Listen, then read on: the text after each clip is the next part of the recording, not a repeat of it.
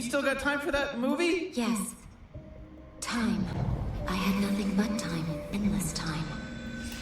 At first it was madness, then enlightenment, then madness again. But perhaps it was a gift. And as I watched the life of time in all its fleeting, terrible light, I wondered, had I lived? Could I be more? Time without purpose is a prison.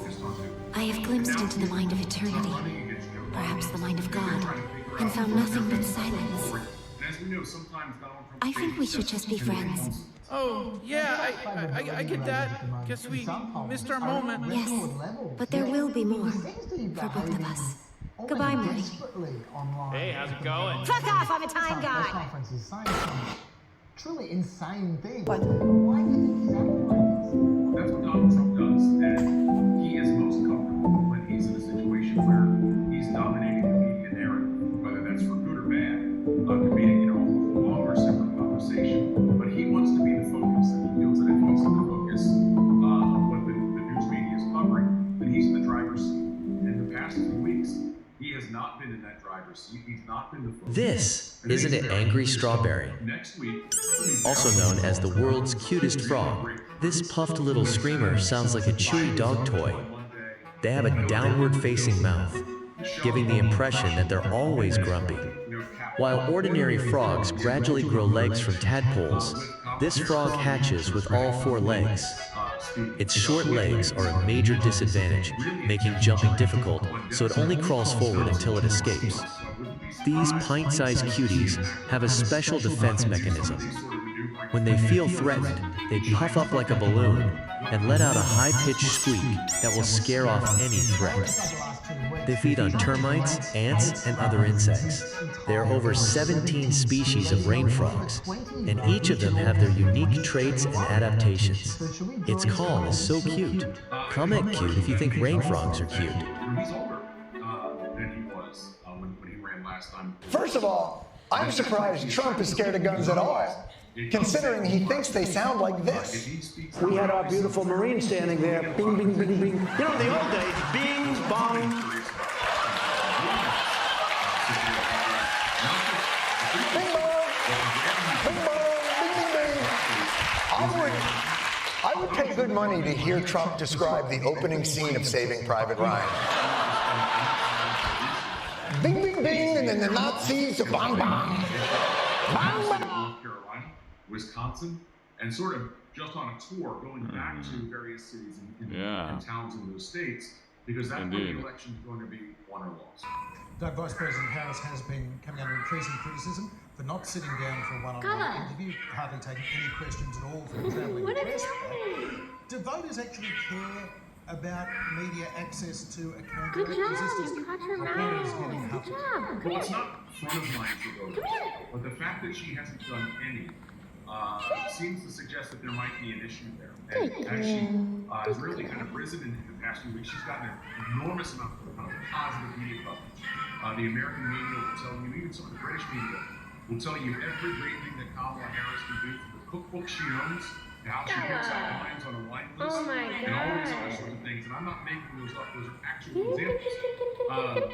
And so, at some point, she's going to have to sit down and face some tough questions. What I'm sort of curious to see from Harris is if her first sit down is on one of the late night comedy shows, like Jimmy Fallon, Stephen Colbert, or somebody like that. It seems almost a natural that you would have her go there first.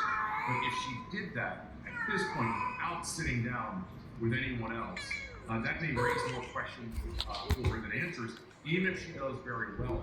She's benefited from it. She gives good speeches. She has an energy about her that she didn't have when she ran the first time, which is part of why she's done well. But she has to take tough questions, and at this point, she just hasn't done so. Doug, hi. Thanks for being with us on Planet America. Thank you. Time now on Planet America for the briefing room. Here's Melinda Weeks. America's Olympic performance was amazing. They smashed records in the pool, on the track, and in the most cutthroat competition of all, getting people to spend all their money. Chances are high that sports betting will surge as athletes around the world go head-to-head in the Paris Olympic Games. Since Tokyo 2021, 16 more states have legalized it, opening up the chance for more Americans to legally bet and maybe win big as athletes compete for gold. Yes, just like an Olympian, you could win big. But unless you're Simone Biles, you probably won't. Sports gambling has only been legal in the US since 2018, but now it's up and running in 38 states and Washington, D.C., with lawmakers and gaming companies eager to capture an illegal market estimated at $400 billion a year. So where did that number come from? The New York Times tracked it down to a 1999 report by the National Gambling Impact Study Commission, which cited this news article that was about the commission saying they were told illegal sports betting runs anywhere from $80 to $380 billion. Who told them that? Dunno. Some guy.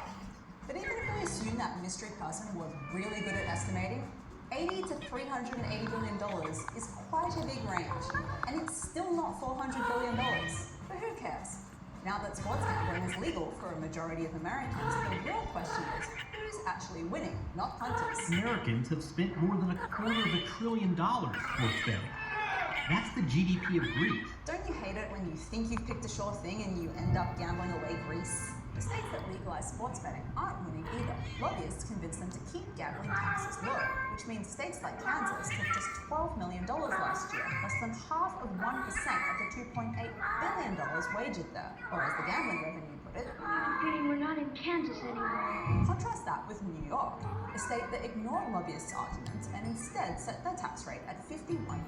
Not only have they got by far the most tax out of legalizing online sports betting, they're also in the top 5 for gambling spend per capita. I am shocked to learn a lobbyist has been less than truthful. But let's not be too hard on the big sports betting companies, because it turns out they're not winning either. The two biggest players, DraftKings and FanDuel, lost hundreds of millions of dollars last year. Competition for market share has been so intense they spent up to $1,600 just to acquire a new customer. They should have read the fine print on their advertising. Sportsbooks are so desperate for new customers, they're signing marketing deals with colleges, despite the legal age in most states being 21. Because the one thing US college students need is more debt. So if punters aren't winning, and state governments aren't winning, and gambling companies aren't winning, who exactly is winning from the legalization of sports gambling? DraftKings, listen to me. You listen good. I appreciate you for recognizing how valuable my time is. Well, at least Kevin Hart is getting paid.